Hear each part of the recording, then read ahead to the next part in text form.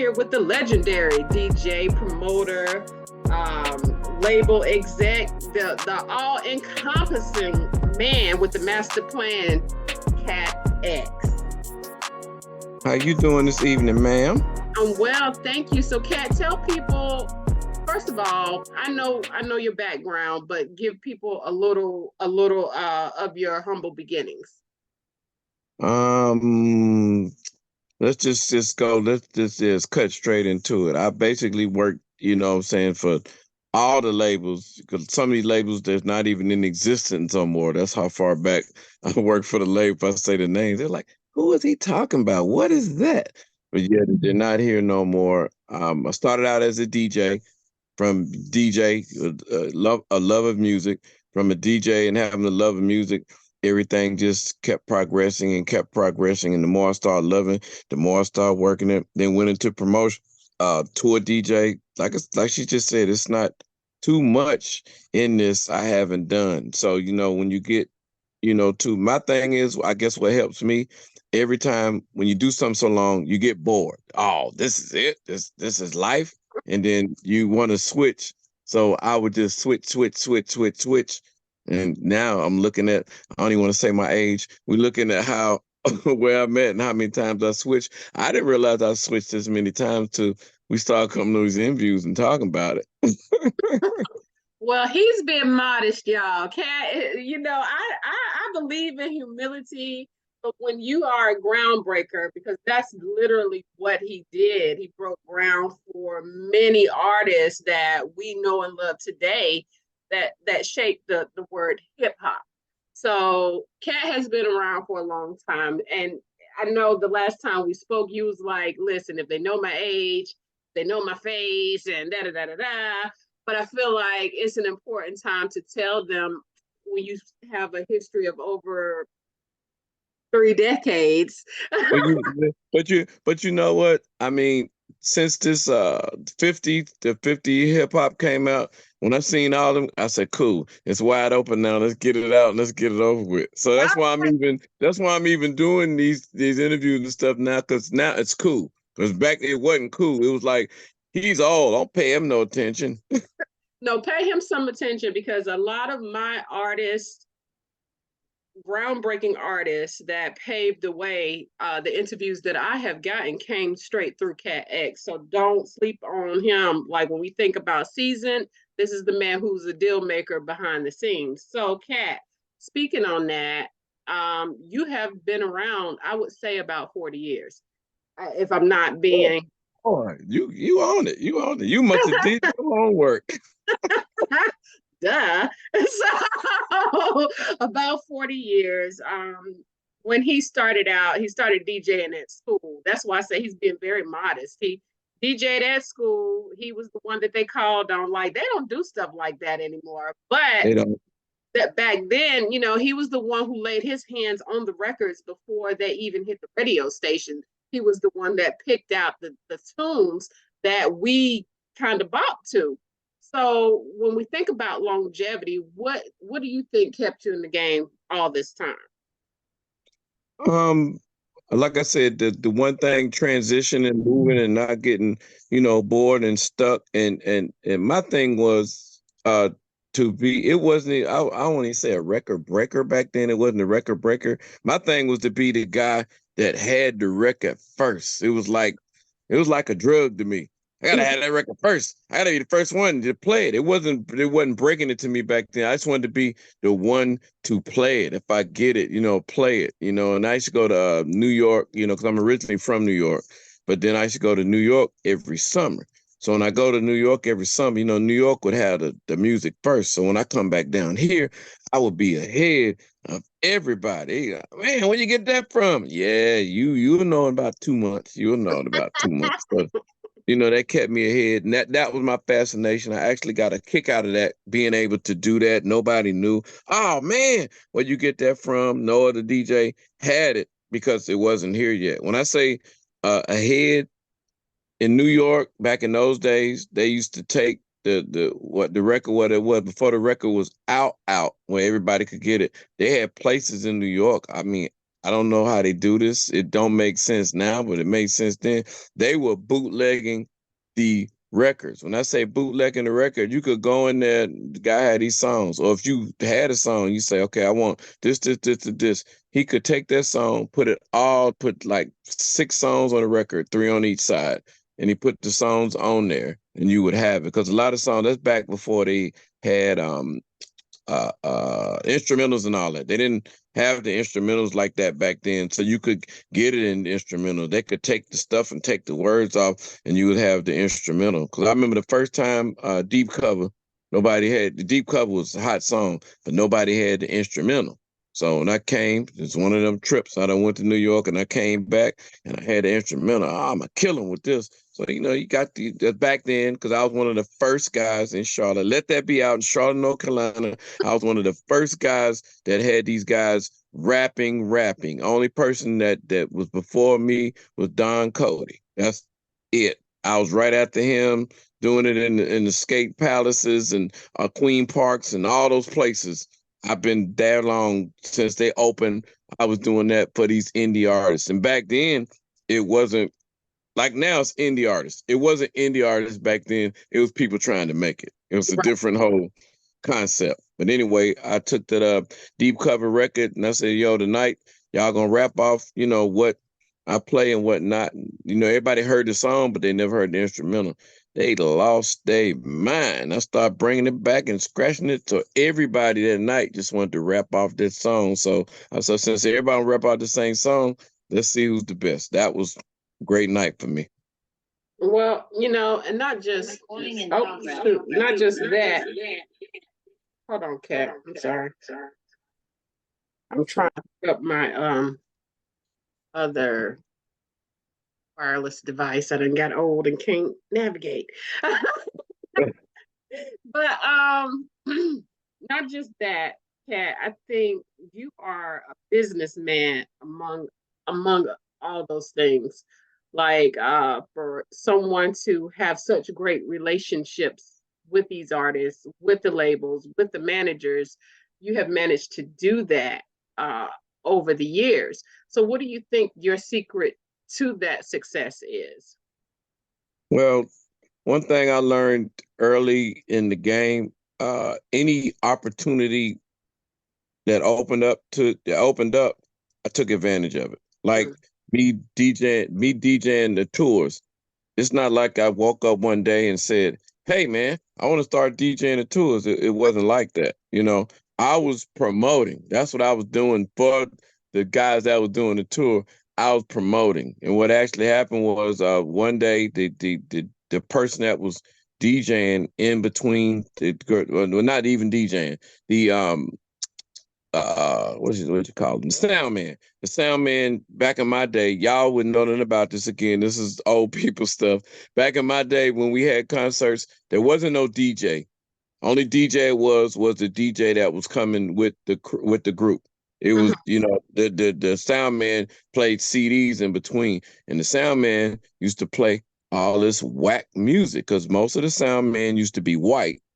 So they really didn't know about the hip hop. They might know a few songs, or they played the older songs. So, one day we back there and I'm in there and, because, I'm promoting and they let you in the show.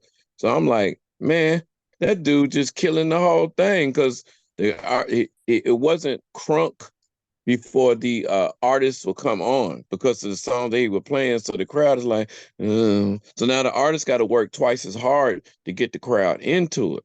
So I'm sitting over there talking junk. Cause like I said, I'm already DJing, so I'm talking junk. I'm like, man, if it was me, I had these people up there already be dancing before he get out there. So the guy who's doing the show, he's like, to the first, what's his name? The sound guy, he said, if you think you can do a better job, do it. I said, cool, I'll be right back. Now, mind you, he didn't have no turntables, nothing for me to DJ. I ran to the car and I got the CDs. So I got the CDs and I come in there and I start playing the songs and the crowd was getting into it because it's the songs that are hip that's gonna keep them. So when that artist came out there, they was already hip and everything. So when the show was over, the guy came back and he said, "Hey man, hey, you think you know, want to do this, that, and the third? Whatever. So he said, man, let me, you get your stuff next time. We worked out the payment and everything. So from there, I was exclusively just doing it at the Coliseum, what we had back then. It was called what was it called back then? Charlotte Coliseum. I had an exclusive contract with them to DJ all the hip hop shows. I was the DJ in between each set. When the people coming in the building, I'm DJing because they wanted them to come in and start dancing and make their way to the front. So they, they would do that. That worked out. Then, people change. The guy that was over it, he wasn't there no more. New people come in. They ain't want me to do it. So by chance, somebody else come in. It was a guy named Bernard Bailey. He did all the shows. He did all the shows. Him and the man, they had already talked about me before. So Bernard said, well, why don't you come do all my shows? Same way you was doing them. So I came in, start doing his shows. When I start doing his shows, other people see and they hear you and they start going out. Next thing I know, I'm on tour with Cash Money. I was on tour with them doing that. And everybody say, how you did that? I said, no, let me get this straight. I'm not the group's DJ. I'm not that guy. I'm the guy that open, and in between each act, I play to keep everything in pace. So I'm a needed part. Right. Period. So let's get that straight.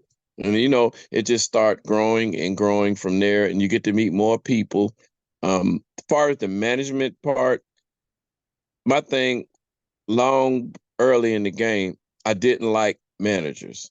And why I didn't like managers, because when I DJ'd in the club, when I was DJing in the big club here, it's a club here called Party Zone. It's the biggest club here. I mean, these clubs, when I say biggest, I don't mean size. That's not what I'm saying. I mean big, far as we did all the big groups from back in that day. There's nobody you can name a group. All them groups that came, we did them at this club. And a lot of that was because of my relationships, going back and forth to New York, knew this person, knew that person. So my cousin up there, they knew him, you meet him, and you keep, man, I'm down south, blah, blah, blah, blah, blah, blah. So you keep that going and you had that relationship. What I didn't like was during the course of that, you had to deal with a lot of managers. And after that, I came up with a rule. The two shadiest people in the world is a club owner and a manager, in that order. Those are two people that, I hate to say this word, but I have to use it to let people know I'm serious. I hate them because, to me, the manager is always gaming. And when I say gaming, when I found out what a manager's purpose was and how he got paid, I understand. But then it was really game to me because the manager gets paid off of the artist, basically. So, between the price jack and see, I knew the artist. So being that we're friends, they're not going to put all that extra on me. You call the manager done put an extra $1,000 on it, $2,000. And he'd be like, come on, bruh. I done, hollered at my boy, but he's saying, I can't hear you, Cat. I will go back, right? And when I go back, you know what I'm saying? He would say, man, come on, man. He get on the manager. How you gonna do that? You know what I'm saying? This is my boy. I told you that. Come on. So then same thing, with the club owners. They tell you one thing to get you in there. And then after you get in there, the situation changed on what y'all agreed on. And back then, it wasn't no paper signing. Everybody just going off everybody's word. Right. Well, you made it do what it do, even still. And even to this day, because I hear you got some projects in the works, some big deals. Let's talk about it. Yeah. Yeah. People, trying to call, and the people that's trying to call, I definitely ain't trying to talk to them. But anyway. Hey, take it. No, don't want to. Anyway, the project we got coming up now, what I'm doing is for the indie artists, since I worked for so many labels, and me and Andrew talking about this, and it's how a lot of this got started. Because at first, I work for labels. Let me get that straight. First of all, I work for labels. I'm used to getting a check. I was not used to this indie thing and all this going on, and everybody, it's a new thing. The indie's gonna take over. That's gonna be the money. So I'm like, I'm used to getting a check. Every month I get a check from about 10, 15 labels. I like it that way. All I gotta do is check the mailbox and I'm good. Right. The rest of that y'all talking, it's too much work. But they're like, you might want to get into it. So after I got into it and I found out how much stuff these new indie artists don't know, I said, okay, I know a lot. Let me put myself in position. So, we started out, locally doing these things and helping the artists. And from there, we went to start going to these the big events like the AC3 is coming up in Atlanta. If y'all don't know, from I think it's the 17th of September to the 1st of October. And what it is, it's a plethora of artists coming from everywhere. The big artists gonna be there, big shows, big everything. But my thing I wanted to concentrate on was showing these artists what they're missing, what they're not doing, all the money that they're missing, and that's what I do. And so it went for one. Started off with a conference call. We started a conference call that's about 12 years ago, maybe 15, called the Artist Network Conference Call, and we used to have a big person get on the conference call, like a special ed or a Kumo D, and then we would have the indie artists on. So the indie artists would hear the OG first tell his story and everything. And when these guys would tell these stories, I not only had them tell the good side of their career, I made them tell the bad side. I made them tell about the deals they got in, how they got screwed, and all that stuff. So when the artist hears that, they say, "Dag, this is a legend, and he got screwed like that." So my thing was to shake them and wake them up to see what they're heading into. So now don't say you didn't know that this could happen, because this dude is somebody and he telling you, what he should say. So, you know, that's, what it is. So that's what I tried to, do. What's the name of it? It's called the Indie Artist Superfest. Okay. And it's going to be a plethora of different people. I got my record company friends coming out. I got artists coming out, and I got something new that I'm adding to it. I hooked up with this guy named Dick James. He was doing this award show he called the Honoree Awards, where he honors people. It's nothing he calls. It's no voting. You know how they got voting and nominees and all that? He don't do that. He just picks somebody that deserves it and he gives them the award and everything. How he turned me on to this, I guess he looked me up and he, boom, boom, got the information and whatnot.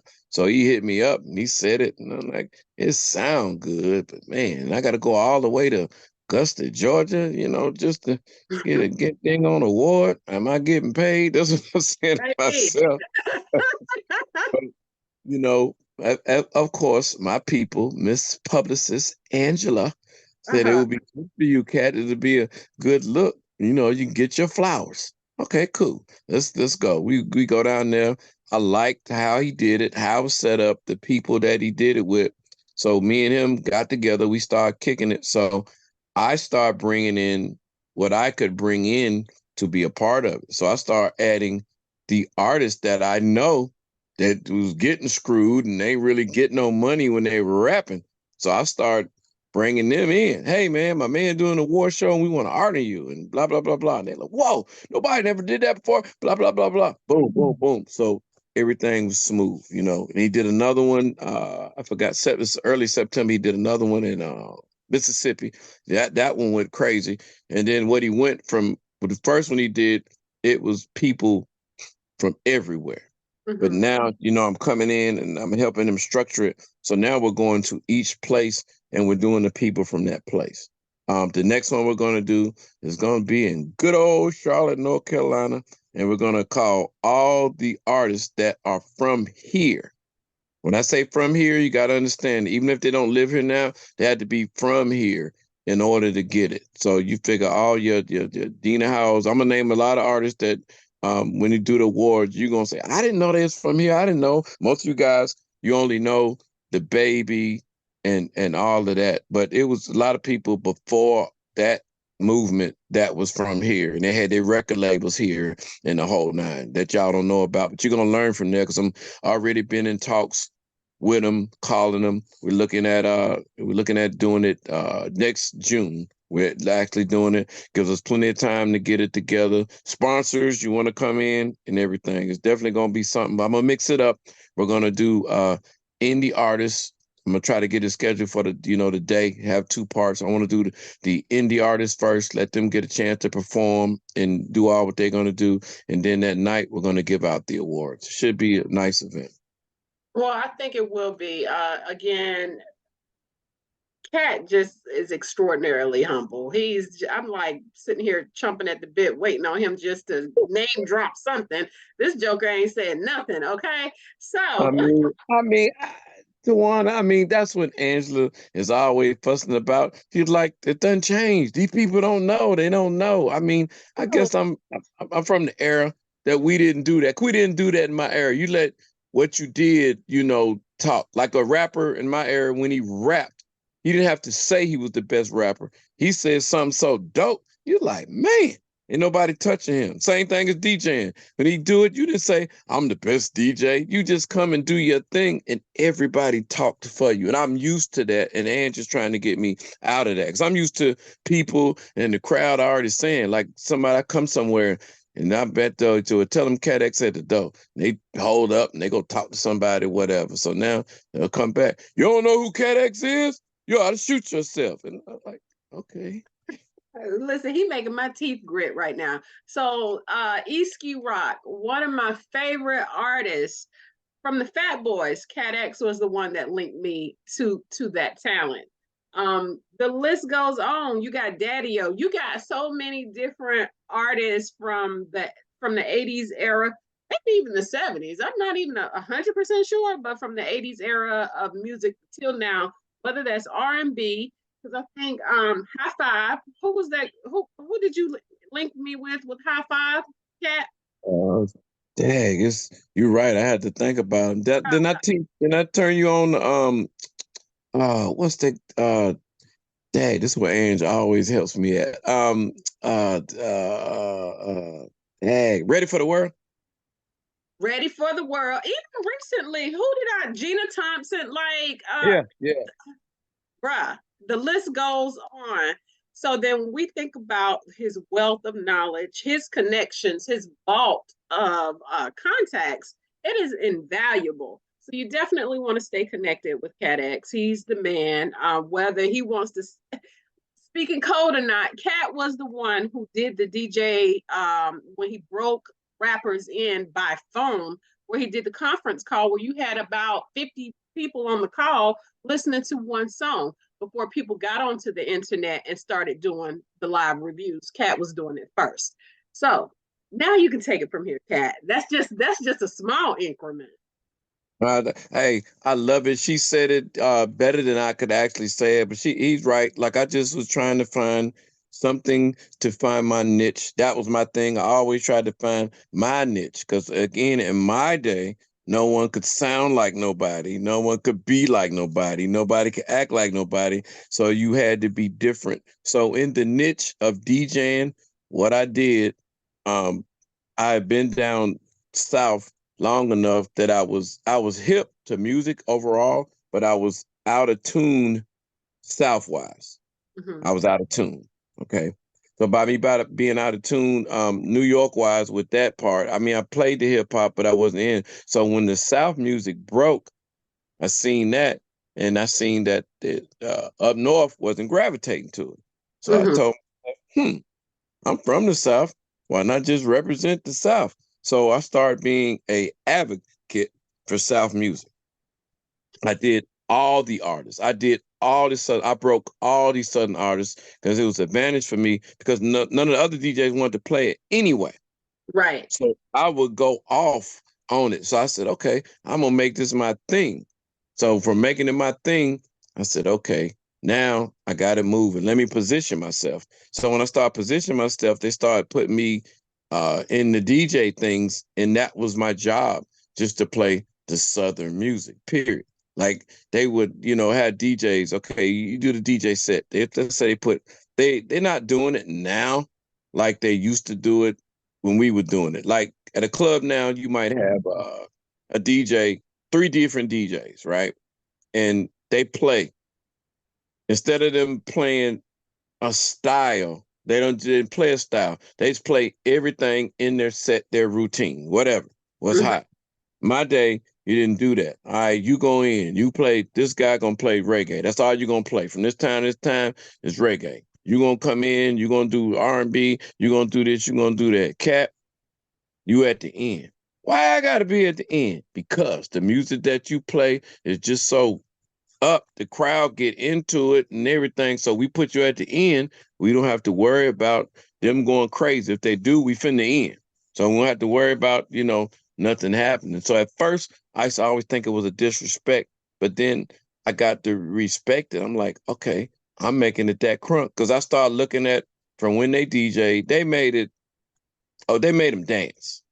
But Mhm. when I DJ'd and I did that, it was more than dancing. They were crunk and they were hype and they was jumping around. And then the artists, they just start gravitating to me. Like Luke, when Luke first started, when he came down here, I was the first one, to bring him in the club. From that, we had a relationship. So a lot of my relationships with the Southern artists, I brung them down. From them bringing them down here, them meeting me, and we was doing things after that. It's nobody Southern you could name. 8 Ball, Trick Daddy, Little John, name them. Anybody Southern I brung. Anybody Southern I brung down here. A lot of them I still have close relationships with now.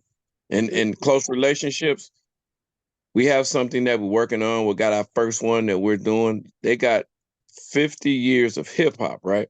Mhm. So I said the bass cats was in there too.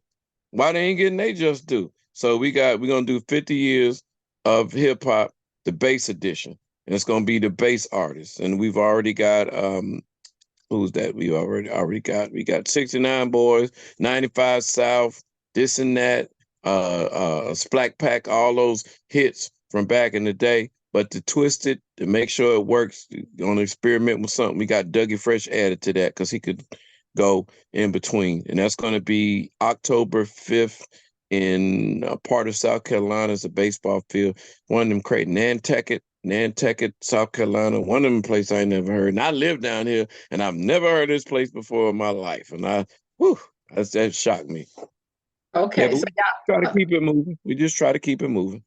you have another deal that I heard about. Now, I don't know if you can talk about it if the ink is dry with a digital label. Oh, basically, I have two things going on. I signed a deal with WhoMag. WhoMag Records is a company out of New York with a gentleman by the name of Rob Swartz that's been with Sony for 25 years. He worked up from the bottom, worked his way up, and he got his own thing. Um, Rob Swartz, the great guy. He has over 1,500 artists. What amazed me about him, he's the only person I know that got a label, but he deals with each artist personally. It's Hmm. nothing. He don't have no team and all that. It's him. He deal with each artist personally, and I'm like, how do you do that? He said, "Cat, this works best for me because now I can show them, how I want it done and what I'm expecting. Is nobody else saying what I said. I'm saying it to them. He talks to everybody on the phone. When you have a problem, you call Rob. You know what I'm saying? You call Rob, and I'm like, okay, cool. That's great. So I have that deal with him where I do single deals, and you will be distributed through Sony Orchard. Now I also have another deal with my partner in Vegas through Empire, and I do compilations. And if you don't know what compilations is, I doubt if you guys know. Y'all heard of No Limit? When Master P was doing those songs and he had them albums, majority of those albums were compilation because I was one of the guys that came up with the concept to do that like that. Like most people do albums and the person on it, I think y'all might call them now, they might have changed it and call it features. Well, Yeah, we didn't. We didn't do that during that day. When I was with P, for y'all didn't know, I did the whole No Limit thing. I started that. I am the one that brung it to the South, brung the artists here, everything. But I was really, out of all the record labels I worked for, he's the only one that let me be me and took care of me like nobody else did. I worked for a lot of record labels for a minute, and I never got in a plaque the whole time. And you just don't, I thought the plaques were just for the artists because I never got one. And I worked for all these people and they got plaques. So then, somebody's like, well, every time the record go, you work the record, you supposed to get it too. And I'm like, huh? He said, yeah. So P was like, you ain't gonna have to worry about that with me. When I first, met P, he explained the situation. He said, I'm gonna tell you, I ain't got no money like that. So let's get that out the way. But it's growing, it's growing. And when it grows, everybody that's with me, I'm gonna take care of them. So in my mind, I've heard this crap all before. You're gonna take care of me. I've heard it from all of them before. But he was the only person that I worked for that respected everything that I thought of and was willing to take a shot and try it. And he did everything what he said. When I say did everything what he said, every time one of those records went gold or platinum, I would get it, the plaque in the mail, and in the plaque was a check. That check that came with the plaque was extra. He was already paying me. But the other check, that was extra. He was thanking me. And, in that we got to be good, talk things. Most of the people I get with, that's what we wind up doing. We wind up becoming friends. We talk, we in good. Same thing with Lil Jon and the East Side Boys. It's a plethora of them I can name. I can just go on my phone and call. And they different when I get on the phone. Oh, Cat, what's up? I just call her every blue moon. Hey, man, I don't want nothing. I don't want nothing. How you doing? Just see if you're still living. Holler back. Pew. You know what I'm saying? Nothing big. Just keeping in contact with people, letting know people you ain't changed, they ain't changed. Some people, they get the money and they change. But like I tell people, don't ever become unrooted to the ground because you're going to have to come back.